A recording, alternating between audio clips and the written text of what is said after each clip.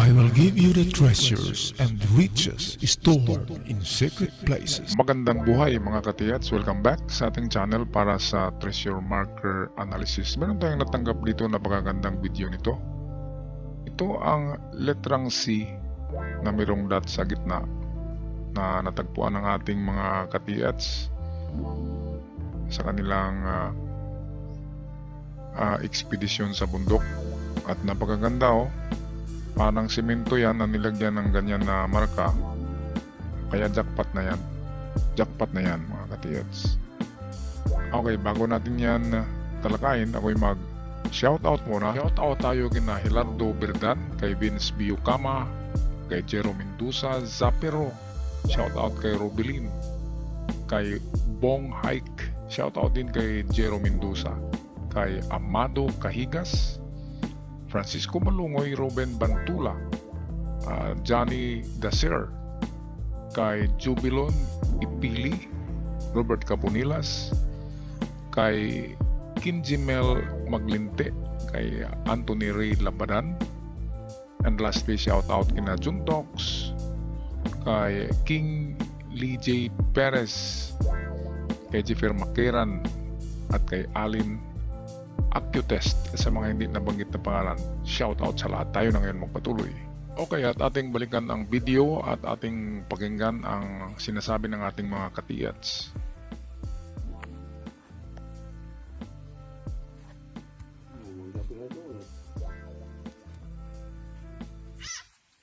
Ito ano ba kayo? Halas. Ang gamay.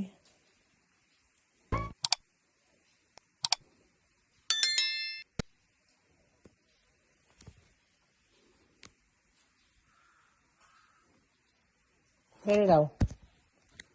Magandang buhay mga katiyats. Ito yung nakuha nyo sa video nyo sa creek na parang may waterfalls yata yun na maliit.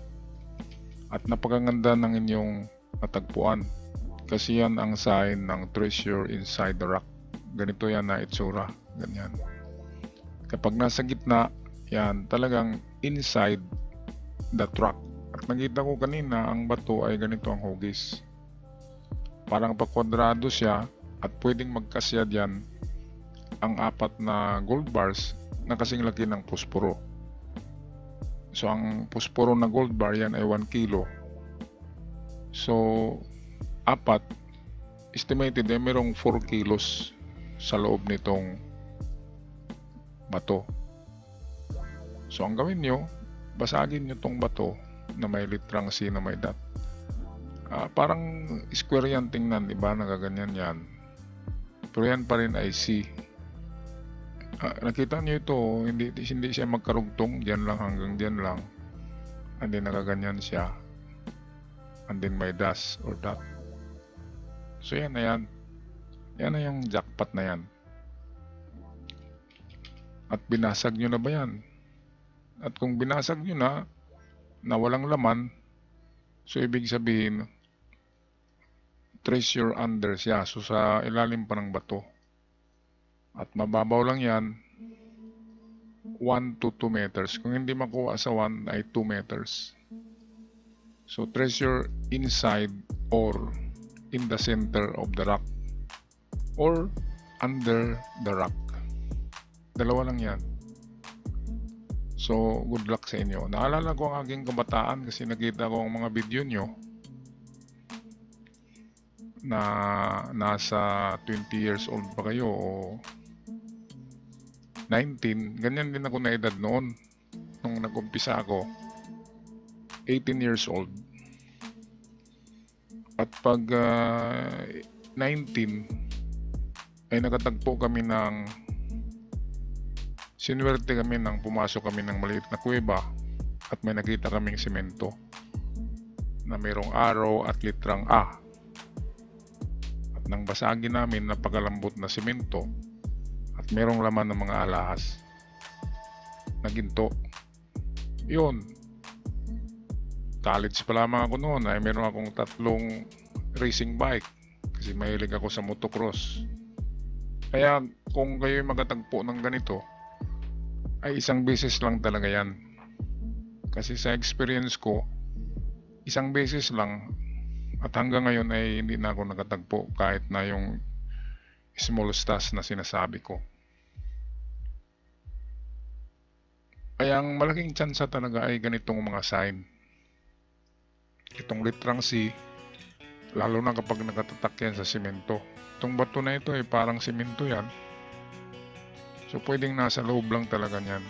At ang laman yan ay maliliit na bars. Yung parang pusporo.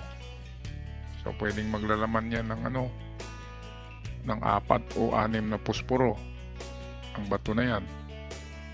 At kung ganon, ang 1 kilo ngayon ay 4 million na. So kung 4 yan, so 4 na kilo. 4 times 4, 16. So pwedeng 16 million. So, pwede na, makabili na kayo niya ng kutse, makapagpatayo ng maliit na bahay. Yan, at sa mga naghanap ng bunker, ay advice ko sa inyo, unahin nyo talaga paghanap ang giveaway. Kasi maubos ang pera nyo sa bunker. Malaki ang gasto sa timbering, sa itong casement, yung paglagay ng timber sa tunnel ay magastos. At saka ang trabaho mahirap. And then merong mga chemicals, methane sa loob ng malalim na tunnel. Delikado ang trabahante at ang managot niya na ay ang financier. Kaya mga katiyats, giveaway lang muna. Yan na ngayon ang aking na-advise, hindi na itong mga bunker na yan. Kasi kahit merong bunker ay hindi niyo mabuksan yan. At kung mabuksan ay merong delikado. Kaya ito napakaswerte ito na sign.